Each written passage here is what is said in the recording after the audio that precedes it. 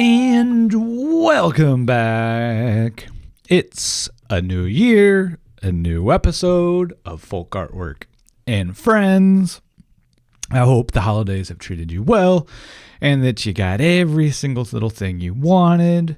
Hopefully rest, relaxation, and a ton of cash or some art or whatever is on your list. I am very excited about today's episode, which we'll get to in just a moment. But this is Folk Artwork and Friends, my conversations with some of my friends who I have met over the course of the past few years in the world of outsider, self-taught, folk, visionary artwork. They are artists, gallerists, museum folks, lovers of just this type of artwork, and I've met them at art fairs, museums, online, a lot of them.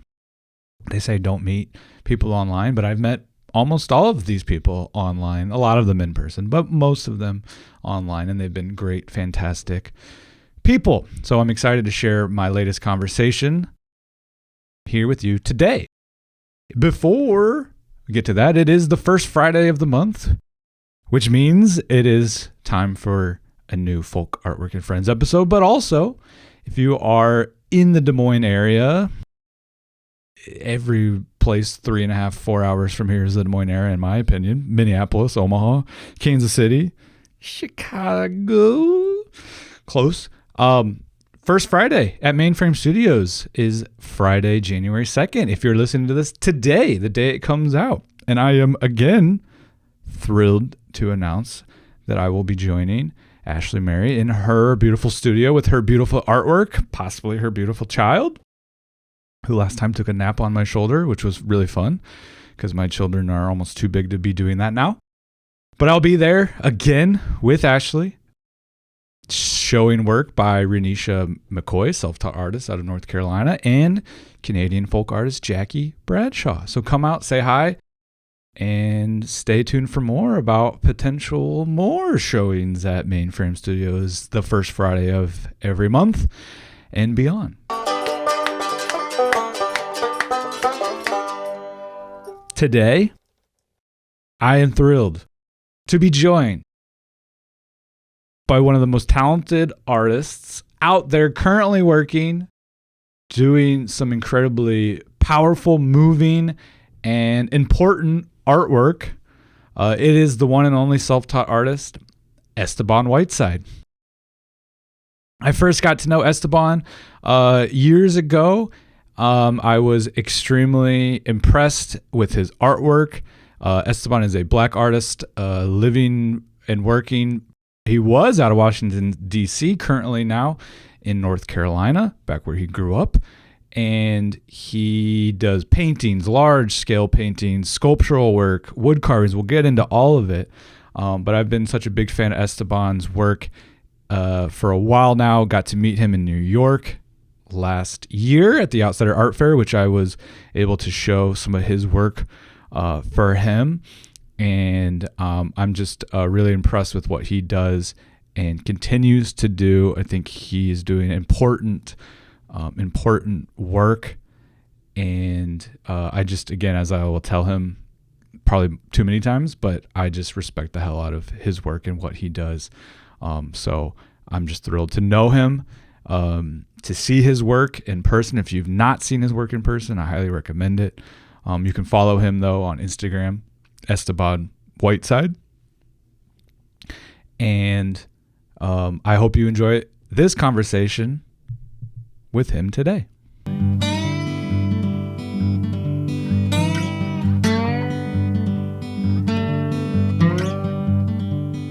right, here we go. All right, Esteban, good morning. Thank you so much for joining me. You are joining me out of Durham, North Carolina, and we'll talk more a little bit about that, but I'm excited to have you. I first want to start with a little compliment. I feel like I've told you this in the past, I hope, but I want you to know, again, just like how much I respect the heck out of your work, you and the work that you do, sort of your activism with your artwork, as you will, if you will. And you go so hard, and again, I want you to know that I just respect the hell out of that. So, keep it up. I know this is weird to like at the start of the podcast, like, hey, keep it up, great, thanks for being here. But I just want to start with that. I And really appreciate that. I want to talk more about your work and get to that. But um, Hmm.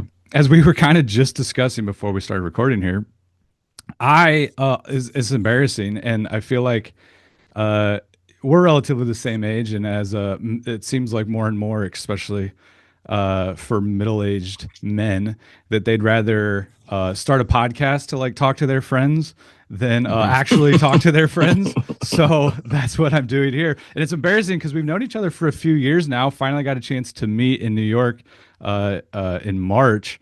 But I don't know a lot about you kind of before your artwork. So the biggest question I have for you is like when you were growing up, um, did you always want to be an artist, or what was art like in your life as a kid?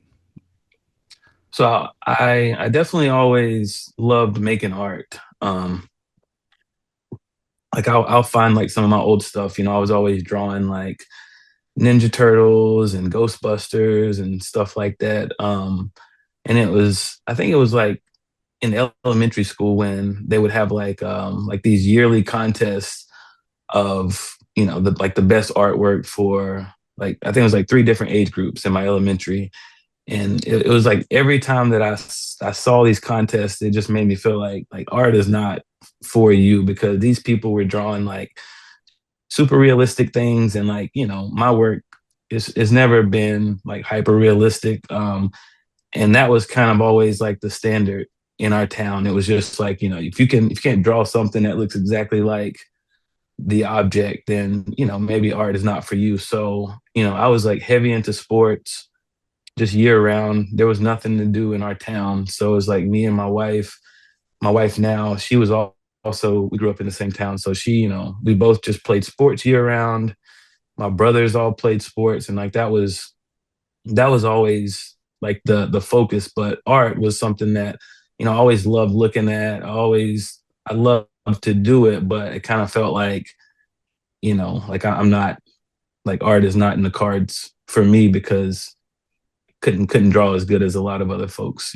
So Yeah, man, I 100% I relate to that, but then also now as a high school art teacher, I hmm. see that. I see that almost daily where kids um are like afraid to draw or afraid to push and keep going because it's not realistic and it's not Uh-huh.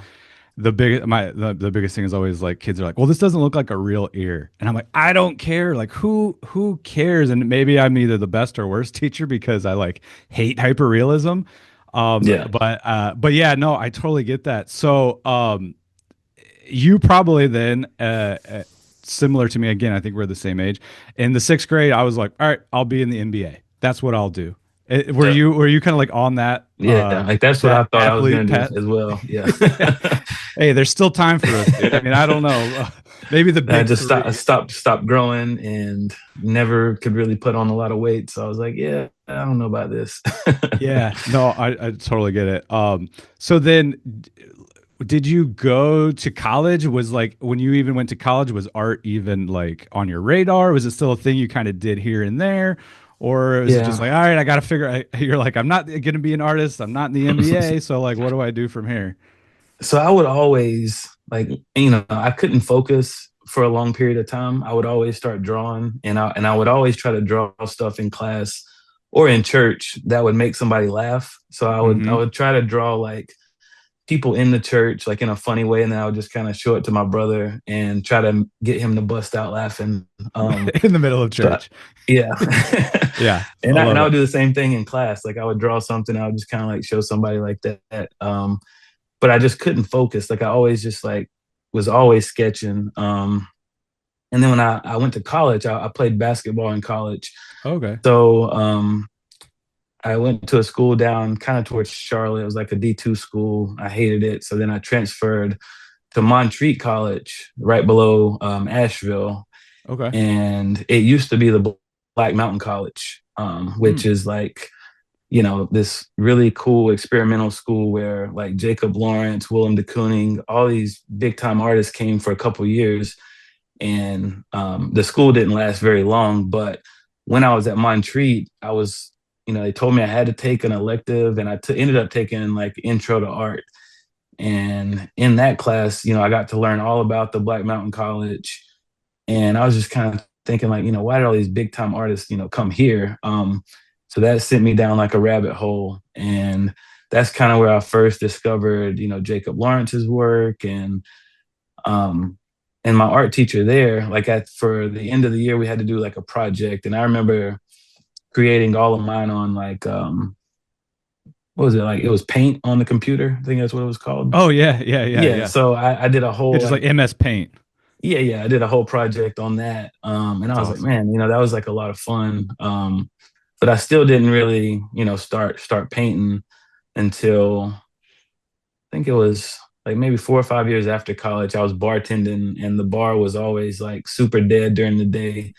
So I was like, I had an iPad. I was like, I'm just gonna start sketching on here, and started sketching on there. And then, before long, I ended up moving up to DC, to be with my girlfriend at the time, my wife now. Yeah. And the first few months there, I couldn't find a job in DC, so I just started, sketching even more. And then my first job in DC was at the Phillips Collection, which is like one of my favorite museums, favorite, private collections. And just started garden artwork for 8 hours a day. And the first room they put me in was Jacob Lawrence, and I got to be in there with the Migration series. And, really Amazing. like made me feel like I was like, man, like this work is something that eventually I think I could do. And I at least wanted to, like the images were so powerful that I was like, even if I can't draw well enough, like I want to do something that's just like, talking about the times, and just something super powerful. So that kind Yeah. of started everything.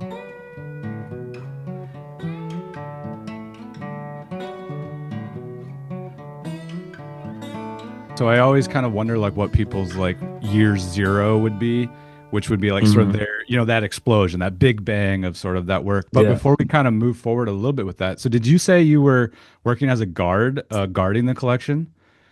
yeah, That is, if for anybody listening, that is one of the greatest jobs, especially I think for an artist. I worked at the Des Moines Art Center for a couple of months. It was right before yeah. COVID. And the only reason why I'm still not working there was probably because of COVID. But as a security guard for the artwork, and it Hmm. is the greatest job in the world because you are by all this amazing work. You rotate kind of through, at least my job, we rotate Yeah. through the gallery every hour. And for the most part, there's like not a ton of people there, like during the days, so you're just there Hmm. and you're just like able to soak in this work. And Yeah. it's the absolute greatest. Yeah. No, I loved it. It was my favorite job that I've ever had. Yeah. My I neighbor can't wait. got my neighbor got me the job, and then I was before the interview, I was like, I can't name five artists. I was like, they're not going to give me the job. And then I was worried like everyone that comes in is going to be asking me questions about the work, and really everybody's like, where's the bathroom? So Yeah, sure. nobody But then asked like, about the work. So right. And but then you're like kind of forced to learn about the work, like what you're yeah, saying, because like you're there for 8 hours and it's just you in the work. So yeah, just out of sheer curiosity or boredom, you're like, okay, Jacob Lawrence. Okay, migrations. And then you learn, and then that kind of sparks that yeah. interest in you. So that's really cool. So like some of those first, I know you talked, and I think again, you and me are fairly simpatico, and like I was drawing my favorite TV shows, Ninja Turtles, Reno 911. I have my mom still has this like work I did in middle school of Reno 911. But then sort of these first works, maybe either while you were bartending or just starting to learn more about Jacob Lawrence, like what was sort of either maybe the subject matter that you were like sketching or drawing? um, I think at the time I was like really watching a whole lot of Ancient Aliens. Nice. So I was like drawing like, I was like looking at hieroglyphs, trying to draw those. And Totally. one of my first pieces I remember was like I drew like three images that I just happened to see, like three figures that were in some hieroglyphs, and I did that. And then I didn't have any money for it. It was like around Christmas time, and I was like, I'm gonna paint my nieces and nephews just some small animal pieces.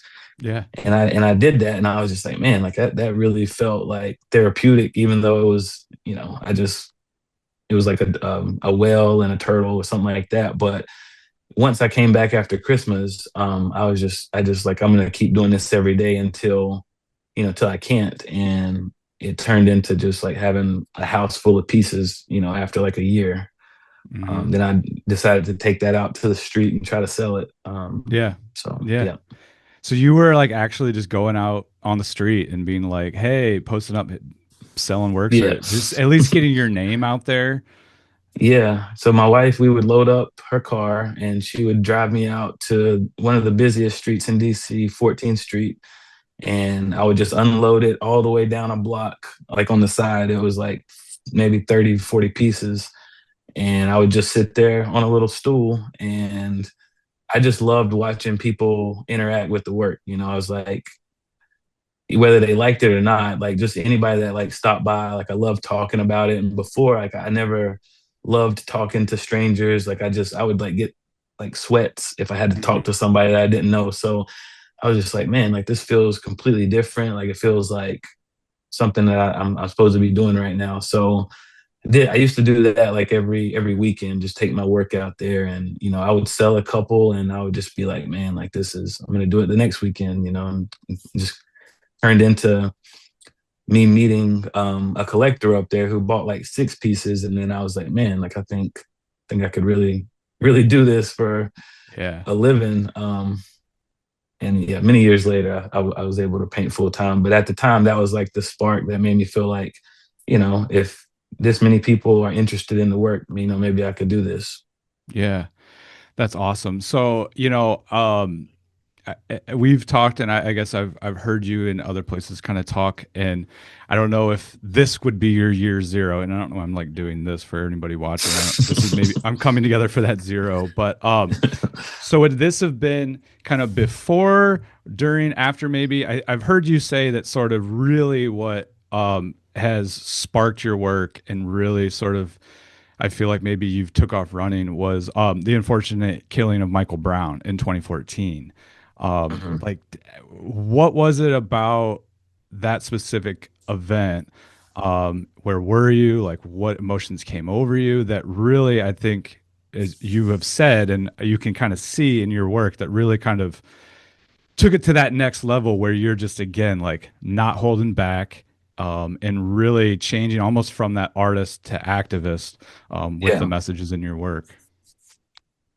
So yeah, like before that, I was just doing like stuff that I thought looked cool, and I was trying to think like what would look good in somebody's house, like doing patterns and stuff like that, and doing abstract work. And I feel like when I saw the images of Michael Brown like laying in the street, and how like his family was like so upset, and they just wanted him, they wanted him moved out of the street because it was like pavement was over like 100 degrees. And I just remember seeing that, and I was like, if I'm gonna do art, like I want it to be about something. And I feel like at that moment, like I pulled my head up out of the sand and like really started looking around. Before that, it was like ignorance is bliss, like I was you know buried into sports and all these things that kept me out of really paying attention of like what was going on with people like me. And it was like at that moment I was just kind of you know like, if I'm going to make artwork, I want it to be about something, not just something that looks good. I want it to be powerful, and I felt hopeless, and I felt like there was helpless, not hopeless, felt like there was like nothing that I could really do in that moment but be angry. And yeah, I felt like art was like the one thing that I could do. You know, I didn't have a lot of money, but I was like, I can make art talking about these issues, because all the galleries that we went to, I never saw anybody talking about any of the stuff. Like I never. even though police brutality was all in the news and it was happening all the time, like I never saw any work about it. So I was like, I think, this will be a lane for me because it's evoking so much emotion, and I feel like I need to do something, but I don't know what to do. So, art kind Yeah. of became it.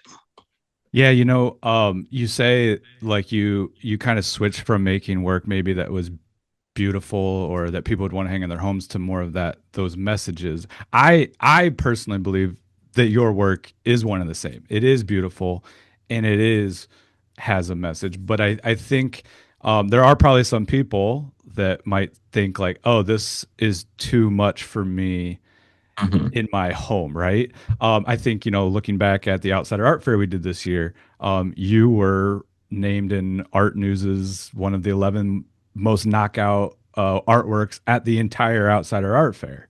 That was your piece about sort of the Wheel of Misfortune with Louis Mangione, and I think even I was just reading back yesterday, the other day, the guy who wrote the piece was saying like, I don't go to the fair looking for rip from the headlines type pieces. But I think he said he was very humbled and surprised and loved to see that. I think what I'm getting at is a little bit of that's almost 10 years later now you've been doing this. So, what are some of the pros, some of the cons of what you've noticed in sort of the art world here of your work being so overtly, whether political or just that message that might make people uncomfortable? Like, what are some of the things that you've noticed that have been really great with that, and maybe some things that have not been so great? Yeah, I mean, I think like some of the things that have been great about it is like, some of the people that I look up to, like Nicole Hannah Jones and like Kyrie Irving, they ended up buying pieces from me. And, when something like that happens, it just like totally validates, like what I'm doing. And you know, um, I don't think I sell as much work because the work is, in your face like that. But I feel like once, when the right people find it, it just feels like it's meant to be. And I might have to search a little harder to find the right audience for my work as opposed to it just being, broadly accepted. But at the same time, it's like I feel like the right people who I look up to, are also, into the work. So, Hmm. that means a lot to me. And, some of the negatives is just, yeah, like it's not for everybody. And there's a lot of galleries and a lot of opportunities that I miss because, people aren't willing to show that type of work. But, the people that I do meet, like you and, like Mokata up in Brooklyn, like whenever Yeah. I find a place that is willing to show the work, it just means a lot more because, I know that they're like, they're willing to support what I'm doing and they're willing to talk about like the serious issues, So like I might not be, shown in as many places, but the places that I am shown, I feel like it's like it's the right fit as opposed Hmm. to just being able to show it everywhere.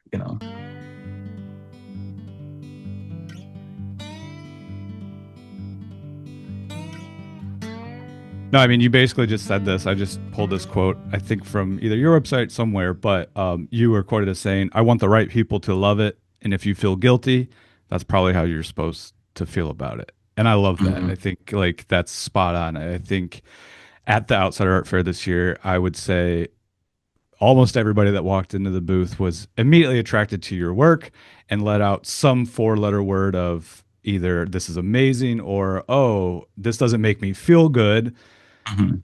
but like that's what it's all about. And I love that so much. And again, that's why I just respect the hell out of you for going as hard as you do. It's just it's really great. um I wanted to um touch base and talk a little bit about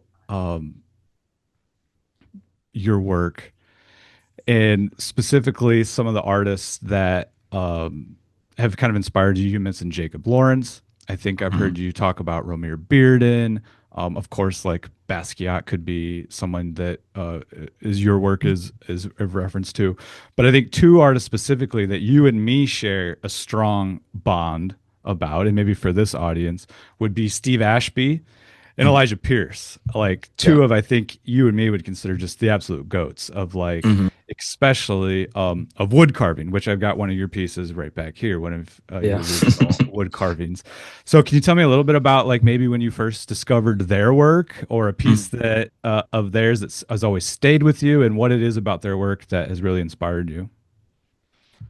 I think like the first time I saw Elijah Pierce's work, it was I think at the High Museum. Yeah. And that was, just the all the work that was there, it was like it was I got to see Ronald Lockett for the first time. What's the Howard Oh, Finster, Finster, yeah. all these people. That was like my introduction to them. And I just always felt like folk artwork is like that's my lane. Sure. So I don't know, like seeing those sculptures with the bases like that, it was like I immediately when I saw it, I just wanted to create something like that. And I've done a couple pieces that were based on Steve Ashby's pieces. Hmm. There's like the one where it's like the hunter standing over the person Yeah. and the person laying Yep. flat. And I've kind of reimagined that piece before. And um, yeah, I don't know. Like those are as far as sculpture artists go, like those are two of my favorite for sure. Yeah, and then you were fortunate. I was fortunate enough, and I appreciate it again. You including some work in a show we did this summer in Austin. And I don't Yeah. know if I might have. Sorry for anybody that's like expecting new paintings from you, but I might have inadvertently like put you on this carving spree, right? Of like Yeah, definitely new did. carvings. So I don't know if you've seen any of Esteban's pieces. We'll include some here Yeah. in the works or in the video feed, but just they're just so incredible and so again moving. The messages are absolutely brilliant. You do have three young children at home. We don't need to talk too much about your kids, but how has it been um, having kids? Maybe either with your work, how's it either influenced your work, or like how has it been for you as a father to like share that work with them? I know I've seen you even like putting on art shows with your kids' work. Like how has that been? How do they enjoy having a dad as an artist?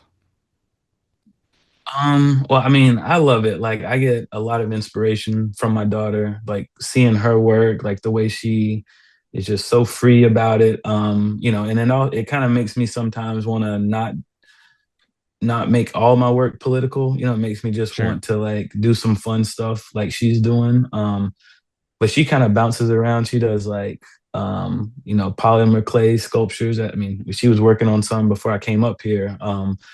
So like a lot of times I'll see her doing something and then it'll make me want to, switch up how I'm doing it. Or, I'll ask my daughter especially like what color do you think I should use right here? And she'll tell me something. So like I think that is, a lot of my pieces from far away, they might look like they're really fun and and colorful. And I think a lot of that has to do with my kids, but then the message is still the same. So I don't really Sure. get into all that with them about what the pieces are about necessarily. Sure. I tell them like, later on I'll explain this to you. But, in the moment, I think it just keeps me like um from not trying to overthink the pieces too much. And, when I'm creating with her, and my two sons, they like for me to draw like the outline and then they just come in and like go crazy on a piece. Yeah.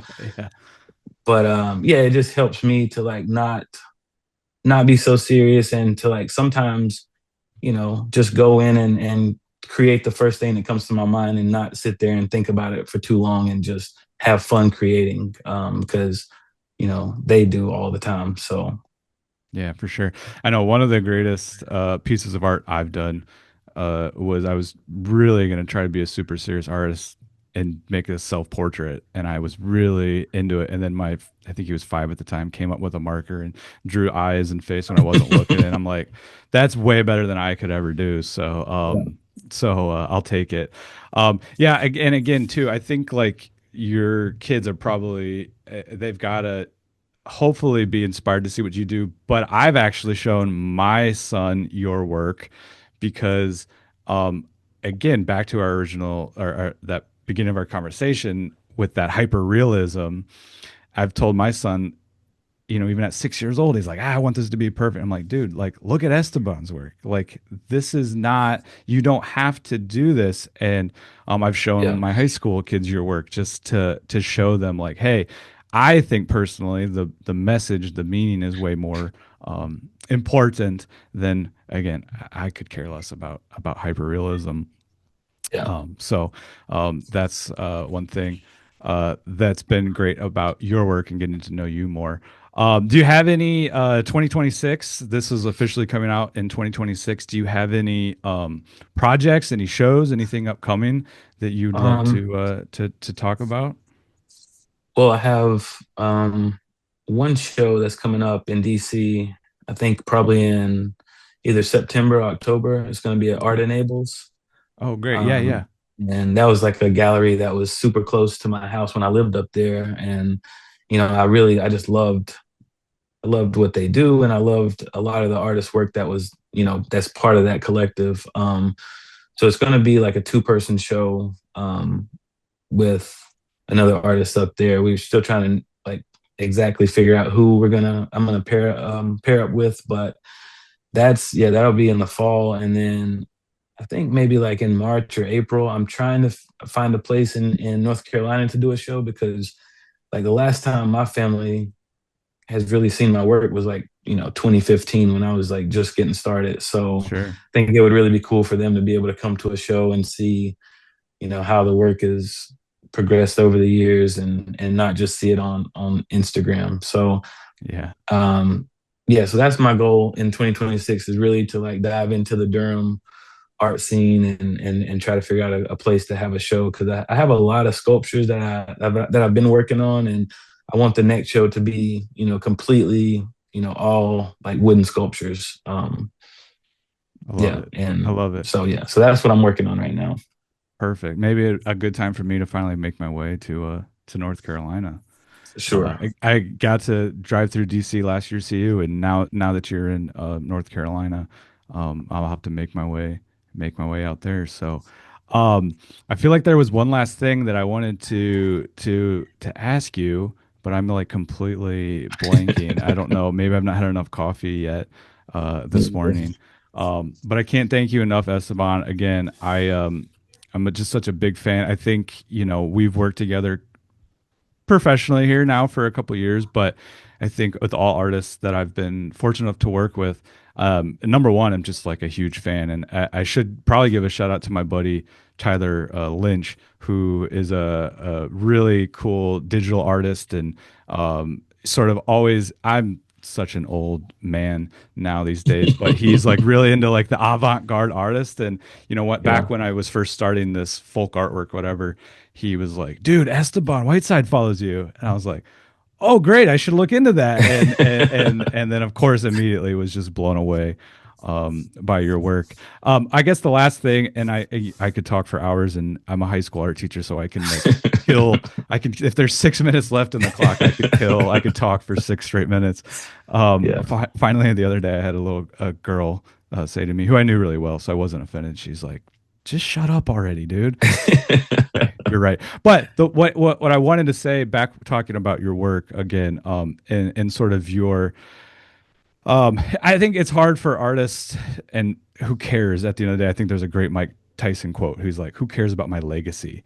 But I think one thing about your work that I think about, that I hope you feel and maybe can and have some comfort in is, again, there's a lot of art out there today that might make colors, might make people feel good and look good. But like, of course, hopefully 50, 100 years from now, if 200 years people are still around and someone stumbles across your work, finds your work, like I think like it is hopefully not going to still be relevant, but it might be, and it's like a time capsule, and that work is going to be able to have a lasting impression. And again, really, it's like just sort of unfortunately telling the tale of the unfortunate events that are happening, but like you bringing awareness to it, and again making people think, it's really great, man. So again, I'm very fortunate to know you, and be able to see your work, hold your work in person, and talk to people about your work. Again, at the art fair, it was just great to kind of talk to people, even the one lady who wasn't a fan of it. Got to talk to her, Yeah. but it was great. So thanks again. Keep up the Thank great you. work, and I hope to make it to North Carolina this summer.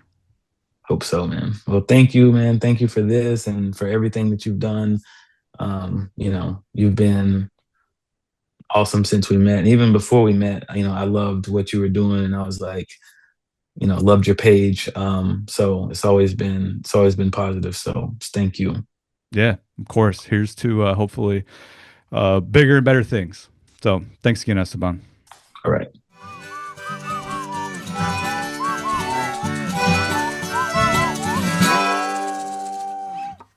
When I can't go back to sleep at night, I politely and repeatedly ask my passed out 4-year-old to stop kicking me. When Steve Ashby wakes up and can't go back to sleep, he gets to work. Born in 1904, Steve Ashby spent his entire life in Delaplane, Virginia, living in a one-room schoolhouse with his wife and adopted son, working at the farm where his father and previous generations of his family had been enslaved. Ashby received little formal education and remained illiterate for his entire life. But that didn't stop him from creating some of the most fun and inventive folk art sculptures of the 20th century.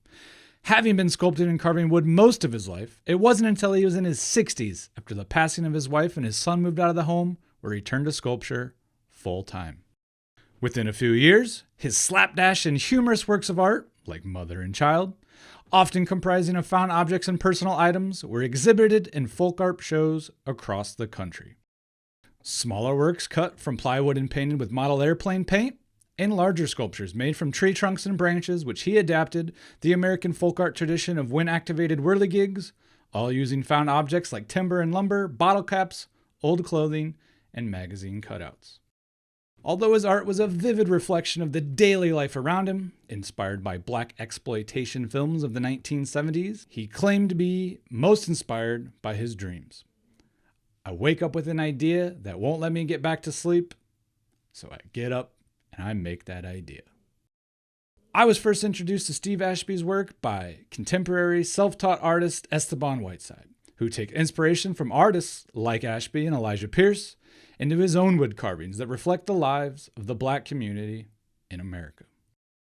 Ashby's work can be seen in a handful of collections across the country, including the American Folk Art Museum. Pause for artwork.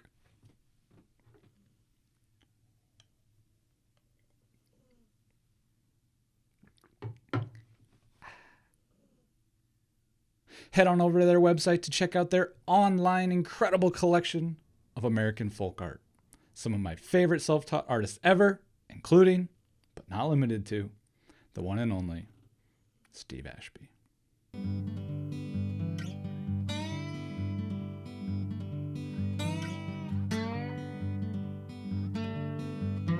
Thank you to everybody. Thank you. Thank you for joining. Thank Esteban for being here, getting up early. It was early for us when we recorded this.